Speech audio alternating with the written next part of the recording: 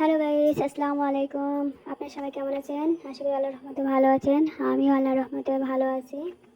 আমি আজকে একটা নতুন টিপস নিয়ে এসেছি, তেলাপিয়া মাছ রান্নার রেসিপি।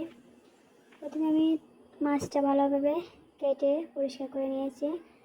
লবণ, হলুদের গুঁড়া, মরিচের গুঁড়া মাখিয়ে মাছটা এখন ভাজি করে নিচ্ছি।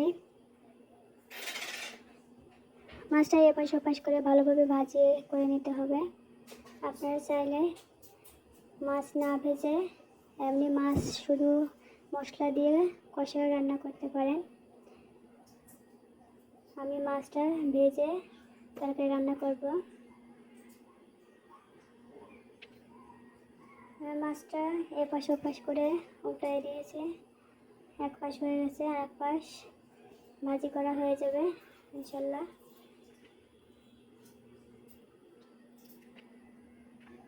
মাছটা ভালোভাবে ভাজি করে নিয়ে এক তেলেই আমি মাছ রান্না করব। আপনারা চাইলে মাছ ভাজিটা না করে শুধু মশলা দিয়ে কষা রান্না করতে পারবেন, সমস্যা নেই।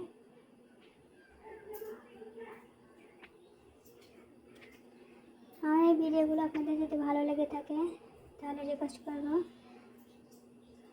ইউটিউবে চ্যানেলে সাবস্ক্রাইব করার জন্য আর ফেসবুক পেজে ফলোয়ার দেওয়ার জন্য।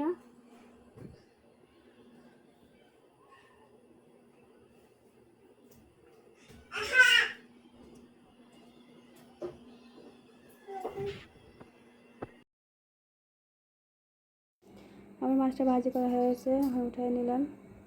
আর ওই তেলটা গরম করে পেঁয়াজ কুচি দিয়ে দিয়েছি, 2-3টা কাঁচামরিচ দিয়ে দিয়েছি। ভালো করে একটু ভেজে নিলাম। 1 চা চামচ গুঁড়া মরিচ দিয়ে দিয়েছি, 1/2 চা চামচ হলুদের গুঁড়া, স্বাদ মতো লবণ,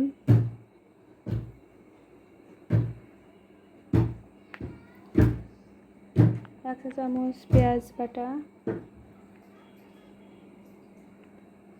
1 চা চামচ রসুন বাটা,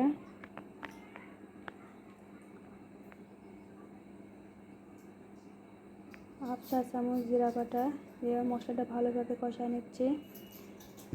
মশলাটা ভালোভাবে কষায় নিতে হবে। যে কোনো তরকারি মশলাটা ভালোভাবে কষালে তরকারিটা বহুগুণে টেস্টে বৃদ্ধি পাবে।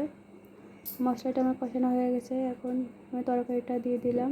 সবজিটা মানে কচুমুখী আর বেগুন দিয়ে আমি আজ তরকারিটা রান্না করব।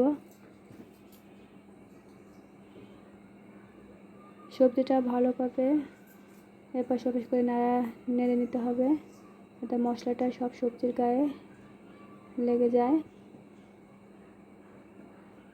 বেশ কিছু সময় ধরে আমি সবজিটা জাল করে নেব, আংচায় নেব। কিছু সময়ের জন্য ঢেকে দিলাম। ঢেকে দিয়ে আমি সবজিটা প্রায় দেখেন আংচানো হয়ে গেছে।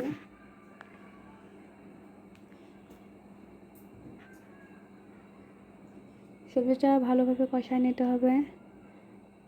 সবজিটা মশলাটা যত ভালোভাবে কষাবেন তত বেশি তরকারিটার টেস্টটা বেড়ে যাবে।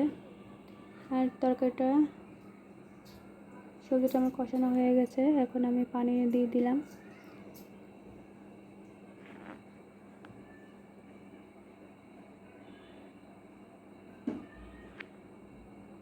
পানি দিয়ে বেশ কিছু সময় ধরে আমি জাল করব, ঢেকে জাল করব। ঢেকে দিলাম, বেশ কিছু সময় ধরে ঢেকে জাল করছি।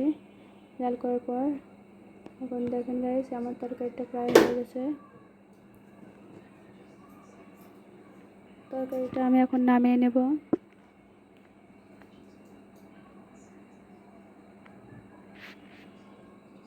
আমার এই চ্যানেল যদি ভালো লেগে থাকে আপনাদের, আমার রেসিপিগুলো যদি আপনাদের ভালো লেগে থাকে তাহলে রিকোয়েস্ট করব সাবস্ক্রাইব করার জন্য।